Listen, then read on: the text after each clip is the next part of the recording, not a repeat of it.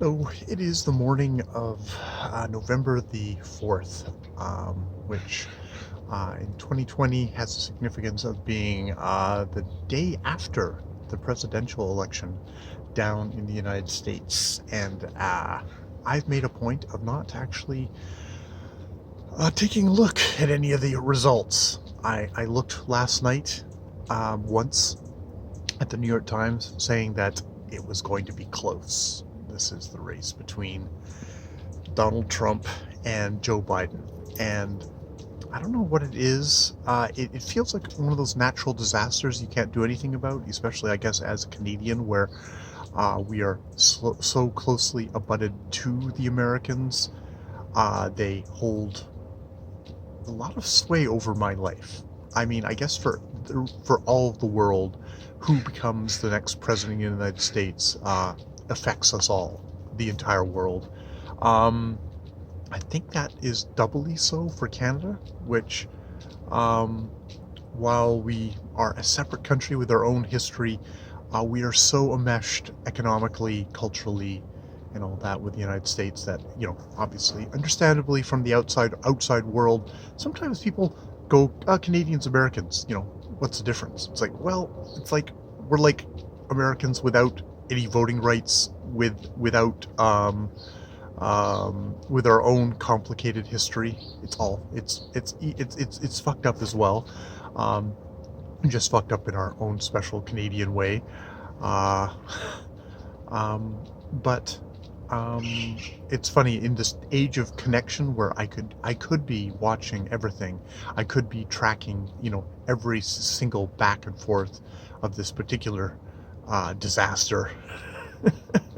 I consider it a disaster just because it's something that's momentous, that's sliding along its history, that could very easily crush me, and I would have no power against it. You definitely get that sense of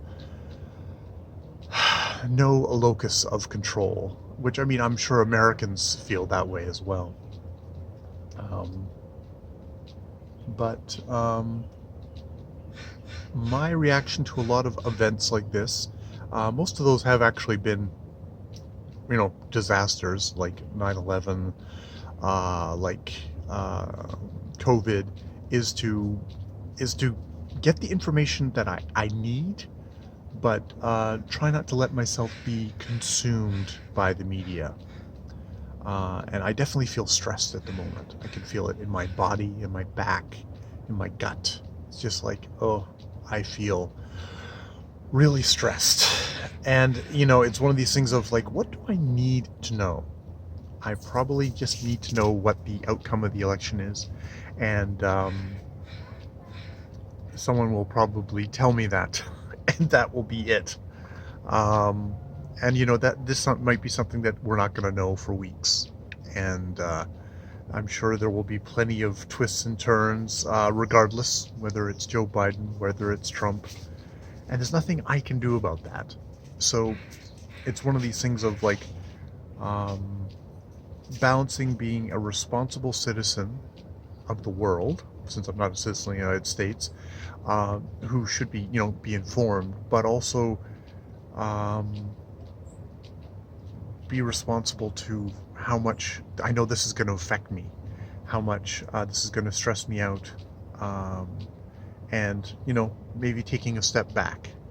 Uh, I'm somebody who likes history because you've taken a step back, and you're kind of making you're making judgments, knowing hopefully a lot of the facts. Now, those those interpretations of history are going to change. They do every time. Every generation has a different interpretation of their history, especially on the. I mean, the history books that really get written are the ones centering around contentious events. There's probably a lot of history that we just sort of agree on, and then just goes that way until it's forgotten by the people who know it already. Um, so my plan for today is to go upstairs, take a deep breath, have some tea, do my NaNoWriMo writing for today, National Novel Writing Month. Uh, make sure I get a swim in today. It's actually looking like it's not overcast, and I have a wetsuit, so I can go have a swim in the gorge, socially distanced, because we're also in the middle of COVID at the moment, and going to a swimming pool is kind of fraught in itself. So, boy, most socially distanced thing is to be going swimming in the gorge in November. There's that plenty of room around. So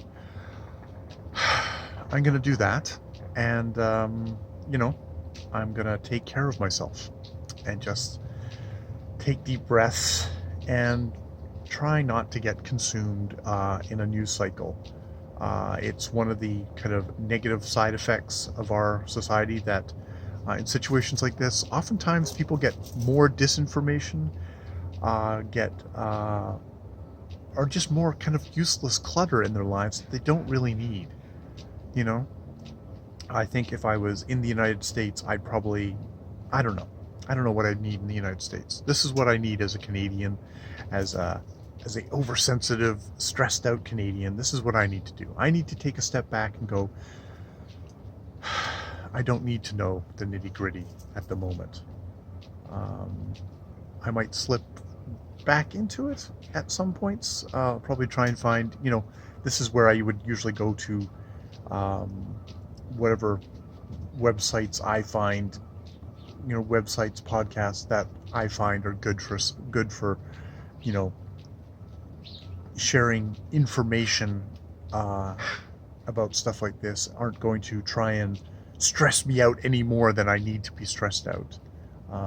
There's a lot of news media that's about, we need to make you as afraid as possible to make sure that you keep on watching. And it's like, oh, fuck you. I do not need that. I am afraid enough as it is. So that's where I'm at. That is where I'm at. And I thought I would just sort of sit here this morning and not check the news, but instead just have a little talk with myself. Go, okay, let's get through the day. And we don't need to get through the day doom scrolling of obsessively checking the news again and again and again. The main news is going to be pretty short, but the doodle has decided there's birds to be looked at. I do not need to know all the nitty gritty. I need to know who the next president of the United States is going to be at some point, and then I'll need the fortitude to deal with that. All right. Deep breath. More videos later.